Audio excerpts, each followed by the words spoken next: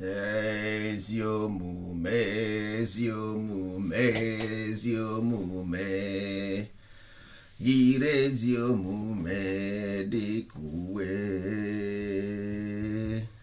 gị ezu n'ori ezu na ori gị agbana m ụgha gị fụ nwanne gị n'anya nke kachasị ibe ya yiri ezi omume dịka uwe. Ụmụ ibe anyị ekene ụnụ, anyị si na ọ gadịrị na mma n'ụbọchị nke atọ nwanne ụnụ nwoke nọ nso na-ekene ụnụ from Iyon Business Consultant. Ụmụ ibe dịka anyị si kwuo, anyị si na anyị ga-ekene eke, kene ori, kene afọ, kene nkwụ, kene ndị mbụ, kene ndị ọkpụ, kene ndị egere, kene ndị ichie, kene ndị otu ndị kwere n'ihe otu kwuru. Ụmụ ibe dịka anyị si kwuo, anyị si ka anyị wetara ụnụ ihe gbasara ancestry course. Ancestry course is real, ọ eziokwu ka ọ bụ. Ka ihe mere o ji bụrụ eziokwu, anyị nwa bụ consultant professional, so ihe ọbụla anyị na-ekwu is based on business ethic. Ezi omume, ezu n'ori, agba na ama ụga, ịfụnanya, anyị agaghị agba ama ụga, anyị agaghị ezu ori, and anyị ga-afụ mmadụ ibe anyị na anyị ka isi fụ onwe anyị. Ancestry course is real. Aga m enye gị evidence of it because a sị na akwa mmadụ aka si gosi ebe ọ ga-ada. Ihe ọ bụla anyị gwara gị, anyị ga-egosi gị the nature of it and egosikwana gị the action and the reaction of it. That is how we do in scientific world. There must be the same thing that look alike, the opposite side. Ihe ọ bụla a sị na ihe kwuru ihe akwụdebe, because word is binary or 3D. So dịka anyị si kwuo, everybody on earth is looking for job. Onye ọbụla na-achọ ọrụ, onye ọbụla na-achọ ọrụ because you need ego to finance your daily life. So ị na-achọ ọrụ. Simple. Before amụọ gị, before you were born by somebody which is your father. Your father were born by somebody which is his father. Father was born by somebody which is his father. That means ancestors, which is those before. O nwere mgbe ọ ga-eme ruo ọrụ na beginning. E nwere ebe o si bido. Something must start from somewhere. If not, we will not be here. Anyị agaghị anọ ebe. So these people, just like after ka m gwasịrị gị, I will give you evidence in religion, in tradition, in science, in humanity, and in you yourself.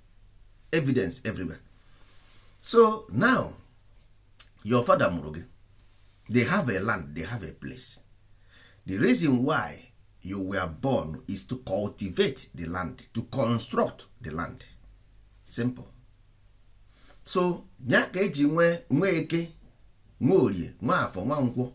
That means these four come, let us make man in our own image and likeness. So these people will cultivate and construct the land.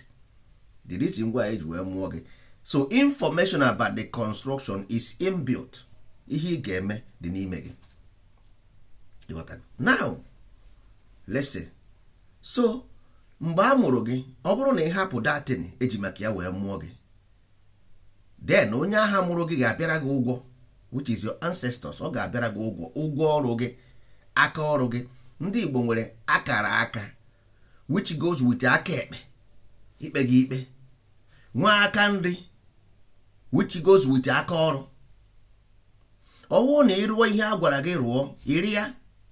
Ọwụ na ịrụọ ihe a gwara gị rụọ, ịda ikpe. Gravity ga-ekpe gị ikpe, ọ ga-adọtu gị.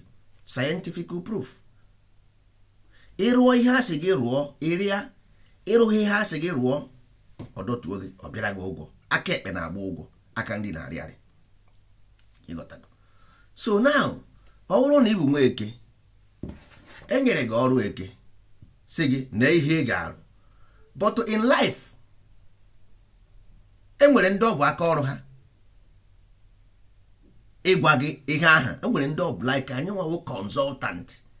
Aha anyị nwa bụ ihe ga-agwa gị, because a sị na aka nri kwụ aka ekpe, aka ekpe akwụ aka nri. Onye ọbụla nwere ebe ọ dịrị. So anyị nwa wụ consultant, ebe ọ dịrị anyị bụ ya. So anyị ga-agwa gị sị gị na ebe ọ dịrị gị na ihe ị ga-eme, na ihe ị ga-eme. Ngị nwa na onwe gị rukwa ebe aha kwa, i werekwa ihe ahụ ọ dịrị gị gụnyekwa ya onye ọzọ kwasị ya na ihe ị ga-eme na ihe ị ga-eme na ihe ị ga-eme. Onye ọbụla na-arụ ọrụ, ihe ahụ ị na-eme bụ aka ọrụ gị. O nwere onye gwara gị ya, so ọ bụghị na ị na-abịa ụwa ị mara ihe iburu bịa ụwa. Mba, e nwere onye ga-agba afa n'anya mara ihe iburu bịa ụwa, wụọ gị na ihe ị ga-arụ na ihe ị ga n'ebe ọ dere gị. Ịghọtago? Ọ bụrụ ihe a na-eme na Facebook, ihe abụọ, ọ bụrụ ya ka a na-akọ. That is why ihe na-ebe njikwa na-ebe. So ancestry curse is real. Nweke felụọ ihe a si ya rụọ, a ga-abịara ya ụgwọ, ibi ga-ada ya. Ọ bụrụ na Nweke emeghị ihe a si ya mee, Nweke ga-ada ibi. Simple as ABCD. Nweke daa ibi, mara ihe bụ ide ibi, onye amụ dara ada. And ọ daa ibi, onye amụ dara ada, ọ daa ibi. And ọ daa ibi, ibi means bondage. Bondage, ịma na ibi ebuziri ibi, ọ rụzie bondage. So the person will live in bondage. Nweke felụọ ihe a si ya mee, ọ ga-elive in bondage for eternity. Ọ ga-elive in bondage for eternity. Ngwa gị nke bụ eziokwu. Because anyị si na agba na-ama ụgha.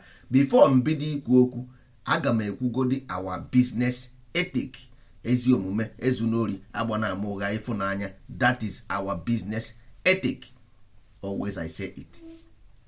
So now, dịka anyị si kwuo, Nworie ife lụọ ihe a sị gị rụọ, nwanne ị ga-abakwa n'akụkọ. Mkpumkpu ga-apụ gị n'azụ. Gịnị bụ mkpumkpu?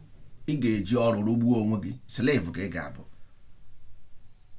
Ọ bụrụ na ị rụghị ihe a sị gị rụọ, ma na ọ bụ slave ka ị ga-abụ, mkpumkpu ga-apụ gị n'azụ. A ga-eji gị wee buru ibu, a ga-eji gị mee ihe eji ebu ibu. Ịnyịnya, ị ga-awụ ịnyịnya ibu. Ịwụ kamel, ịnyịnya ibu, kamel aha na-ebu ibu. Ịwụ mkpumkpu dị ya n'azụ. Ịwụrụ kamel, ịwụrụ ihe eji ebu ibu. Nwafọ, ọ bụrụ na ife lụ ihe a sị gị mee, ma na a ga-eme gị gịnị? Akpata atụfuo, which is wonder. You will be a wanderer for the rest of your life.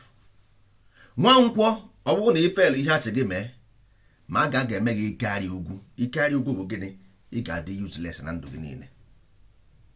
Ị ga-adị useless na ndụ gị niile. Nweke, living in bondage. Nworie, slavery. Nwafọ, wanderer.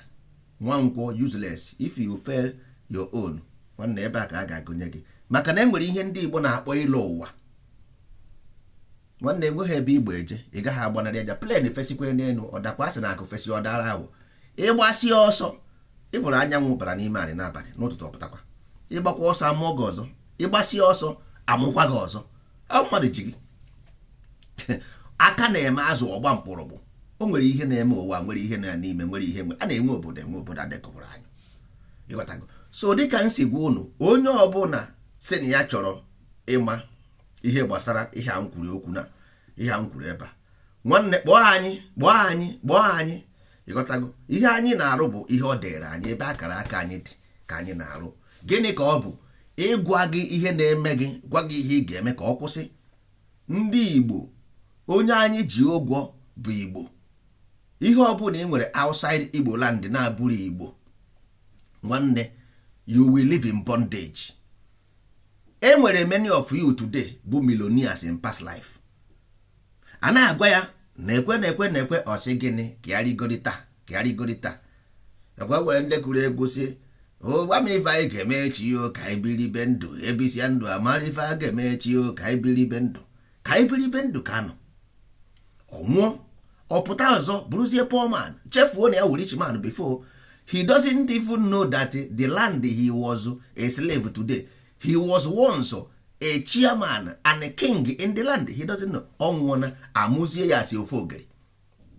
The same land. Those people ọ na-eme matrit now na-emekwa matrit, he doesn't know, because those people who doesn't know about life are the people teaching you. You got that? So dịka anyị si kwuo ụmụ ibe, kpọọ anyị na akara anyị. Nigeria akara anyị bụ +234 915 8799 987 +234 915 8799 987. Our Spanish number bụ gịnị?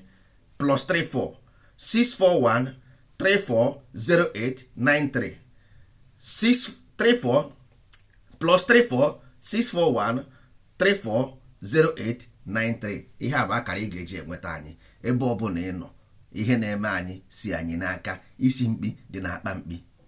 Onye Igbo ji Igbo ụgwọ, onye Hausa ji Hausa ụgwọ, onye Fulani ji Fulani ụgwọ, onye Yoruba ji Yoruba ụgwọ, onye ọbụla nwere onye oji ụgwọ. Nwanne, ị bịara ụwa ịrụ ọrụ, esendịrị gị here to work. Ị ga-achọ Eke, chọọ Orie, chọọ Afọ, chọọ Nkwọ. Ọ bụrụ na imehie, a ga-ekpe gị ikpe. Ise agreement, ise kwe, ikwere na agreement ise. Anyị kene Eke, kene Orie, kene Afọ, kene Nkwọ, ise ikwe na agreement. Oruzie mgbe o setere gbaba ọsọ. Ihe ahụ ị na-arụ abụghị ebe ọ dịrị gị. Mkpukpu ga-apụ gị n'azụ. You will live in bondage.